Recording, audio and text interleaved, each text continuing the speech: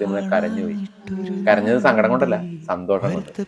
അപ്പൊ അതൊന്നും കൂടെ തിയേറ്ററിൽ പുതിയ രീതിയിൽ ഒന്ന് കാണണം എന്ന് വലിയ ആഗ്രഹമുണ്ട്. അപ്പൊ സാറിന്റെ ഒരു മെമ്മറി ഇല്ലേ, ഇപ്പം ഇനി ഏതൊരു സിനിമയാണ് സാറിന്റെ പാട്ടുകൾ ബിഗ് സ്ക്രീനിൽ ഒന്നുകൂടി കേൾക്കണം എന്ന് ആഗ്രഹം? റീ റിലീസ് ചെയ്തു വരണമെന്ന് ആഗ്രഹമുള്ള ഒരു പടം തന്നെയാണ് തേന്മാവൻ കുമ്പത്ത്.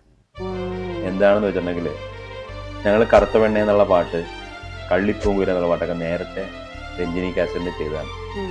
പക്ഷേ ഈ പാട്ടിന് ഇത്ര ഹൈറ്റിൽ എത്തിക്കാൻ പറ്റുമെന്ന് തിരിച്ചറിഞ്ഞത് ആ പടം കണ്ടപ്പോഴാണ്.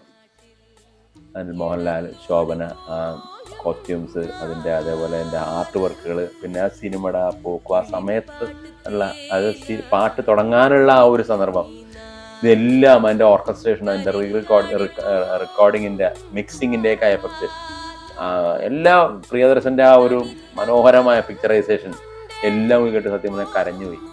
കരഞ്ഞത് സങ്കടം കൊണ്ടല്ല, സന്തോഷം കൊണ്ട്. അപ്പൊ അതൊന്നും കൂടെ തിയേറ്ററിൽ പുതിയ രീതിയിൽ ഒന്ന് കാണണം എന്ന് വലിയ ആഗ്രഹമുണ്ട്.